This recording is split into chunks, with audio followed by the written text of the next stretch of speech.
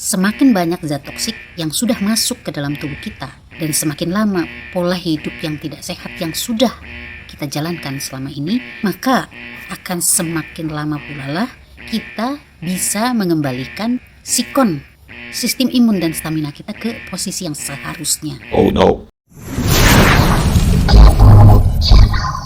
Manusia itu punya sistem imun dan stamina. Sistem imun itu sudah terinstal di dalam tubuh untuk memproteksi kita dari zat-zat toksik. Nah, kalau stamina antara lain bisa didapatkan dari makan, minum, olahraga. Itu bisa membuat kita merasa lebih energik dan bisa melakukan aktivitas lebih lama.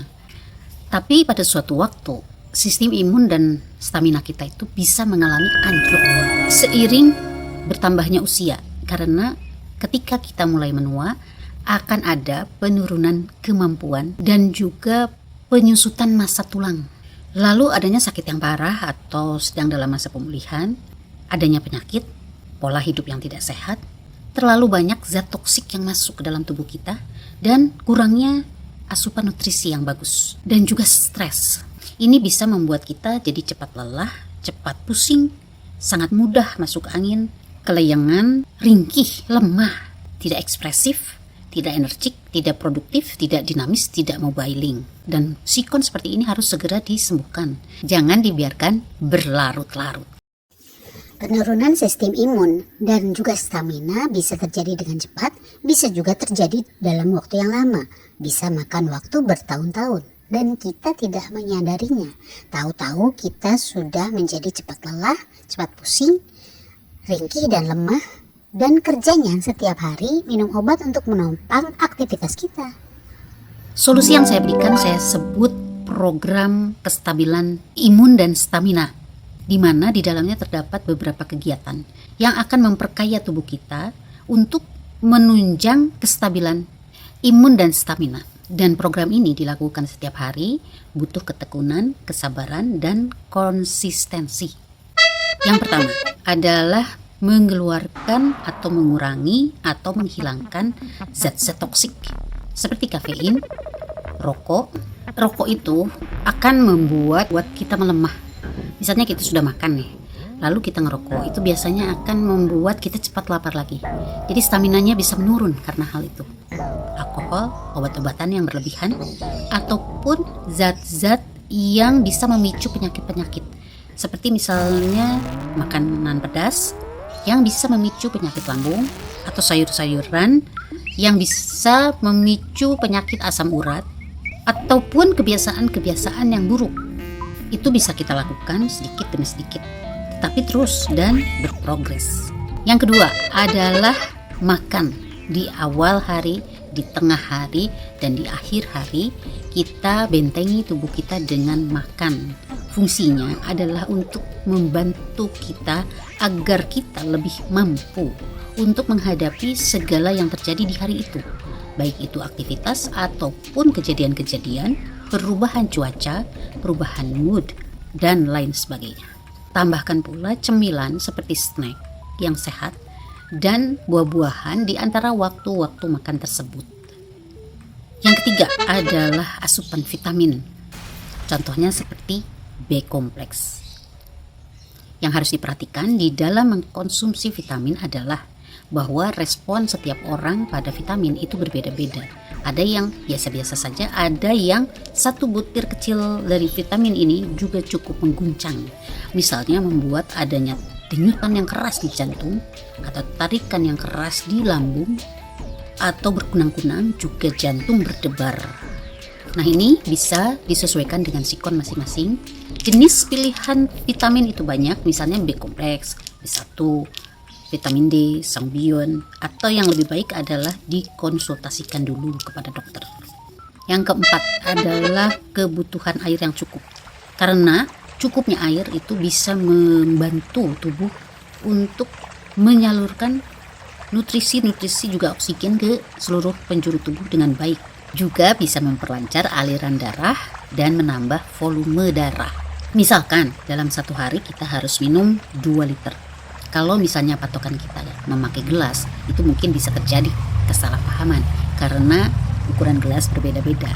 Maka untuk mudahnya kita pakai patokan dari air mineral botol yang 1 liter.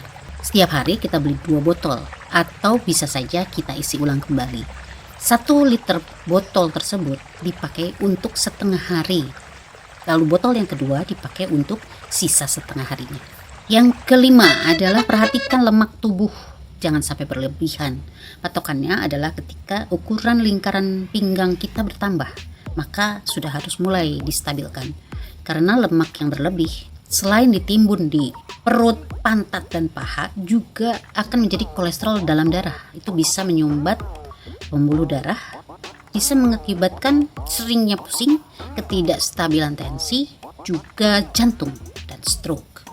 Maka kita harus sudah mulai melakukan olahraga, sudah harus mulai memperhatikan kalori yang masuk dan seberapa besar jumlah kalori yang sudah terbakar.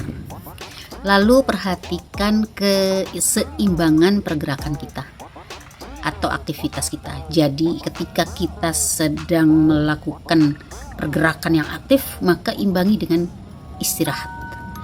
Tapi kalau kita sudah terlalu lama beristirahat, maka imbangi dengan pergerakan aktif, di mana membuat seluruh tubuh kita bergerak. Yang keenam adalah cukup nutrisi dan cukup oksigen dalam darah, sehingga kita tidak akan mengalami kekurangan gizi karena nutrisi dan oksigen yang berada dalam darah tersebut tersalurkan ke seluruh sudut-sudut bagian tubuh kita. Jadi kita sudah harus tahu jenis-jenis makanan mana yang cukup mengandung nutrisi. Yang ketujuh adalah istirahat yang cukup. Cukup tidur, tidak begadang, tidak tidur larut. Nah, kalau misalkan ini susah, kita harus coba bantu dengan cara tidak memasukkan kafein lagi ke dalam tubuh kita mulai dari jam 6 sore ke atas, supaya tubuh kita tidak akan menghasilkan hormon siaga. Lalu pada siang hari kita lebih banyak melakukan aktivitas, itu bisa dari aktivitas fisik ataupun dari aktivitas pikiran. Misalnya kita sedang mengerjakan sesuatu yang cukup menyita pemikiran kita, itu bisa lumayan membuat kita lelah di malam hari. Dan usahakan kita tidur di bawah jam 12 malam. Yang kedelapan adalah memastikan bahwa tekanan darah kita stabil, tidak naik turun. Karena naik turunnya tekanan darah ini bisa berakibat atau berkaitan dengan stamina kita. Untuk menstabilkan tensi ini bisa dilakukan dengan beberapa cara, seperti misalnya olahraga dan pemijatan. Maka siapkan minyak kelapa ataupun minyak lainnya untuk melakukan pemijatan. Memang banyak jenis-jenis pemijatan, salah satunya adalah pijat refleksi, di mana kita menekan titik-titik refleksi yang akan berhubungan langsung dengan organ-organ tubuh kita. Saya biasanya melakukan pijat refleksi di kaki, di tangan, dan di wajah. Nah, nanti ke muka, ini kita ditaruh di sini. Kalau saya biasanya pakai ini, mijetnya. Jadi ini juga sekalian mijet kelopak, bisa ngilangin kantung mata, naikin pipi. Nah, itu dipijet. Ini tuh jadi lebih terasa hangat ya. Terus nanti ke kuping, terus sampai ke bawah. Nah, baru ke leher, ke tengkuk, baru ke pundak. Boleh ke pundak. Nah, ini juga di telapak kaki sama ya, pinggir-pinggirnya gini, suka digini. Itu refleksi. Dan itu fungsinya bisa membuat muka kita, badan kita hangat, rileks, artinya peredaran darahnya menjadi lebih lancar, dan efek dari minyaknya juga bisa membuat kulit kita menjadi lebih halus. Yang kesembilan adalah pengendalian stres. Stres itu seperti virus yang bisa merusak kemana-mana. Jadi bisa menyebabkan kita sering pusing, bisa sakit tengkuk, sakit pundak, sakit leher, asam lambung naik, ataupun ke bagian-bagian tubuh yang lain. Dan ini harus bisa dikendalikan supaya dia tidak merajalela. Intinya stres itu adalah masalah-masalah yang tidak ada solusi atau belum bersolusi dalam waktu lama. Yang pertama adalah melakukan ibadah. Lakukan ibadah untuk muslim, misalnya sholat, zikir, baca Quran, dan itu akan membuat kita mendapatkan keterangan. Yang kedua adalah latihan pernapasan. Usahakan dalam sehari kita lakukan 2-3 kali, bisa pada siang hari ataupun malam hari sebelum tidur. kita lakukan latihan pernapasan untuk mendapatkan ketenangan dalam menghadapi masalah. Dan juga untuk melatih apakah pernafasan kita sudah benar atau belum. Karena kalau kita menarik nafas, pastikan perut kita membesar, dan ketika kita mengeluarkan nafas, perut kita mengecil. Lakukan latihan itu terus-menerus. Lalu kita mulai latihan pernafasan segitiga. Menarik nafas, menekan, lalu mengeluarkan di dalam hitungan yang sama. Nah, untuk mendapatkan ketenangan ini, selain latihan pernafasan, juga bisa dilakukan yoga atau meditasi atau healing atau bersenang-senang. Lalu yang berikutnya adalah latihan pengendalian pikiran. Karena apapun yang kita lakukan berdasarkan pemikiran kita, disadari atau tidak. Maka usahakan pada pagi hari atau malam hari kita mengendalikan pikiran kita, memformat ulang pemikiran kita untuk bisa lebih memanage apa yang akan dihadapi esok hari, apa keputusan-keputusan atau keinginan-keinginan yang kita inginkan di esok hari, dan begitu seterusnya, sehingga kita bisa lebih tenang menghadapi masalah-masalah yang ada, dan sikap-sikap kita otomatis akan menjadi lebih solutif. Nah, itulah program kestabilan imun dan stamina. Ini program ini bisa juga diterapkan untuk kita menstabilkan tensi atau menjalankan pola hidup sehat. Nah, ini kita lakukan terus-menerus setiap hari, dan teman-teman juga bisa membuat program yang setara dengan hal ini yang disesuaikan dengan sikon masing-masing.